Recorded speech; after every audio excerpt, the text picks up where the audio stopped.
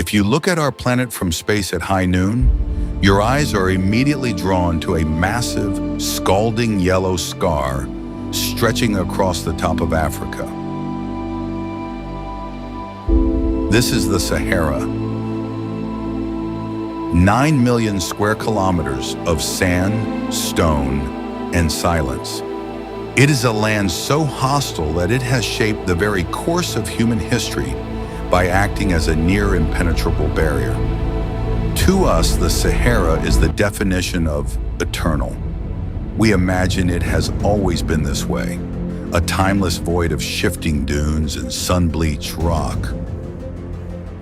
But nature has a way of hiding its past. Beneath these hundreds of meters of sand lies a secret that challenges everything we know about our world. Deep in the heart of the desert, on the high plateaus of southeast Algeria known as Tassili, Niger, there are thousands of ancient paintings. They don't show camels or sand. They show hippos. They show crocodiles.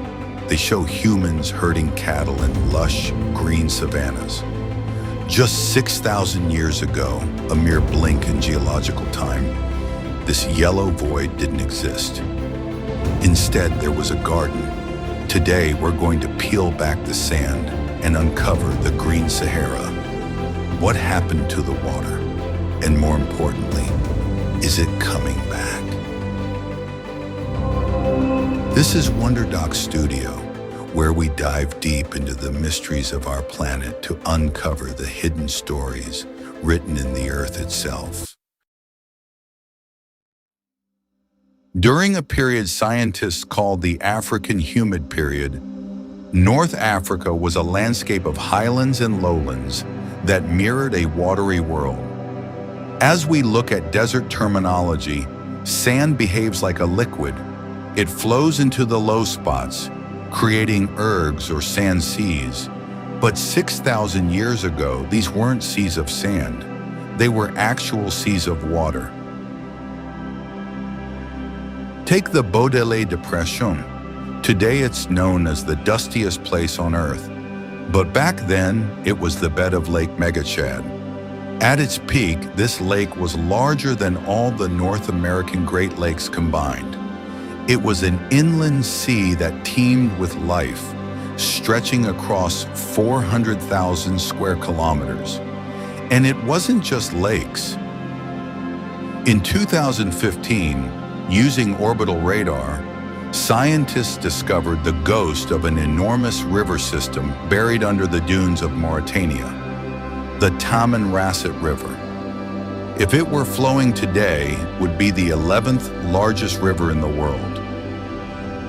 A massive artery of fresh water that once ran for over 5,000 kilometers. At the heart of this ancient watershed sits the Rechasse structure, often called the Eye of the Sahara. Spanning 40 kilometers across the Mauritanian desert, this series of concentric rings is so massive it can only be fully appreciated from orbit. While it was once thought to be an asteroid impact, we now know it is a deeply eroded geological dome. During the Green Sahara, this eye would have been a landmark in a sprawling forest, a crown of stone rising above the river. Some theorists have even tried to link this specific geography to the legends of lost cities, but the scientific reality is far more haunting. It is a skeleton. It is the exposed bedrock of a land that has been stripped of its skin, its soil, and its life by thousands of years of sandblasting winds. So, how do you turn a desert into a garden? The answer isn't on Earth, it's in the stars. Our planet doesn't just spin, it wobbles.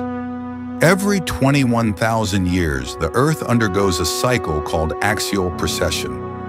Think of it like a spinning top that begins to tilt as it slows down. Between 11,000 and 5,000 years ago, This wobble tipped the northern hemisphere closer to the sun during the summer. This extra heat changed the physics of the atmosphere. The intense summer sun heated up the North African landmass, creating a massive low-pressure system. This acted like a giant vacuum, sucking in moist air from the Atlantic Ocean. The African monsoon was pulled thousands of kilometers north. The rains came, and a feedback loop began. As plants grew, they held more moisture in the soil and released it back into the air through transpiration. This created even more rain. The desert didn't just get wet. It transformed into a self-sustaining ecosystem that defied the geography of the tropics. But the cosmic engine never stops turning. By 5,000 years ago, the Earth's wobble shifted the summer sun away. The monsoon began to retreat. What's terrifying is how fast it happened. Once the rainfall dropped below a threshold, the feedback loop reversed. In just a few centuries, the lakes dried up. The Tamanrasset River stopped flowing. The soil, no longer held by roots, was ground into dust. But the retreating waters didn't just leave behind dust. They left behind a forgotten empire. Deep within the Wadi el Axial in modern-day Libya, the desert hides the remains of the Garamantes. For centuries, historians dismissed the interior Sahara as an empty void. But as the Green Sahara vanished, this advanced civilization refused to leave. They survived by engineering a massive network of underground tunnels, known as fogaras, to tap into the fossil water trapped deep beneath the stone. They built sprawling stone cities in a landscape that should have been uninhabitable. Their cities are now ghosts of mud and stone, swallowed by the shifting ergs. A silent warning of what happens when the water finally stops. You might think the death of the Green Sahara was a global tragedy, but the Earth is a connected machine. Remember the Wobble Depression? Because it was once a massive lake, it is now filled with the skeletons of trillions of microscopic organisms called diatoms. They are incredibly rich in phosphorus. Every year, the Saharan winds pick up 27 million tons of this dusty, nutrient-rich white gold and carry it 5,000 kilometers across the Atlantic. It lands in the Amazon rainforest. The Amazon soil is actually quite poor in nutrients because heavy rains wash them away. Without the ghost of the Sahara's ancient lakes fertilizing it from across the ocean, the Amazon as we know it might not exist. The largest desert in the world is feeding the largest rainforest in the world.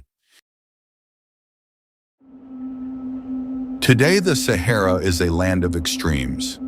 There is a final, strange geographic irony here. While the golden ergs reflect the sun's heat, the dark volcanic mountains like the Harouj volcanic field and the Taibesti range do the opposite. These black deserts absorb the sun's radiation, reaching temperatures that can melt the soles of shoes. Yet these same brutalist landscapes are the only reason life survives today.